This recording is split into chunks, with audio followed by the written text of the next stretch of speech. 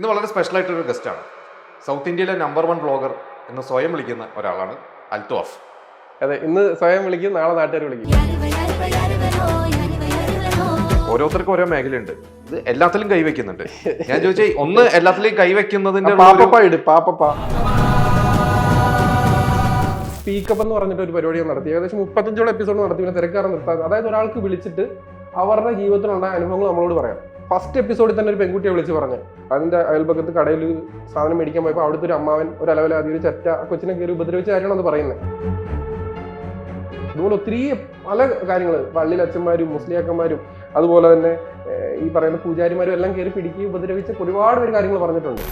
ഒരു പെൺകുട്ടി വിളിച്ചിട്ട് പറഞ്ഞു, എൻ്റെ ഭർത്താവ് എന്നെ കപ്പിൾ സ്വാപ്പ് ചെയ്യുന്നുണ്ടെന്ന്. അതായത് എന്നെ പല ഭർത്താക്കന്മാരുമായിട്ട് അങ്ങോട്ടും ഇങ്ങോട്ടും മാറ്റം ചെയ്യും.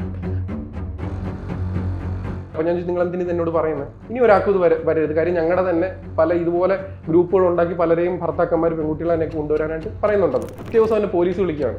ഇവരുടെ ആ ലോക്കൽ പോലീസ് വിളിച്ചിട്ട് എൻ്റെ അടുത്ത് ചോദിച്ചു, നിങ്ങളാണ് വീഡിയോ ചെയ്തതാണ്, ഈ പെൺകുട്ടി ആരാന്നറിയോ? അതിനുശേഷം കേരളത്തിലെ ഇന്നുള്ള മുഖ്യധാരാ മാധ്യമങ്ങളെല്ലാം എന്നെ വിളിച്ചു. സമൂഹത്തിൽ മാറ്റം വരുത്തേണ്ട ഒരുപാട് പരിപാടികൾ ഞാൻ ചെയ്യുന്നുണ്ട്. അപ്പോൾ അതിൽ മറ്റാരും പറഞ്ഞില്ലെങ്കിൽ എനിക്ക് വേണ്ട, ഞാൻ പറയും. കേരളത്തിൽ നമ്പർ 1 ഞാൻ തന്നെ പറയും. വസ്ത്രധാരണത്തിന്റെ കാര്യത്തിൽ ഇപ്പോഴും ഞാൻ പറയുന്നത്, ഈ കുണ്ടിയും മുലയും കാണിച്ചുകൊണ്ട് വരുന്ന പെണ്ണുങ്ങളെ ഞാൻ സപ്പോർട്ട് ചെയ്യത്തില്ല. ഹണി റോസ് വീഡിയോ ഇട്ടുകൊണ്ട് വരുന്നു, എക്സ്പോസ് ചെയ്യുന്നു എന്നൊക്കെ പറഞ്ഞ് പലരും പ്രശ്നമുണ്ട്. ഹണി റോസിന് ഒരു എതിരെ പോലും വീഡിയോ ഞാൻ ഇട്ടിട്ടില്ല. കാര്യം എന്താണെന്ന് വെച്ച് കഴിഞ്ഞാൽ, അത് അവർ കംഫർട്ടായിട്ട് തന്നെ നടക്കുന്നതായിട്ട് എനിക്ക് തോന്നിയിട്ടുള്ളൂ. അതിനപ്പുറത്തേക്ക് റീച്ചിന് വേണ്ടി മാത്രം വസ്ത്രം അഴിക്കുന്ന കുറച്ച് ആളുകളുണ്ട് എന്ന് തോന്നിയിട്ടുണ്ട്.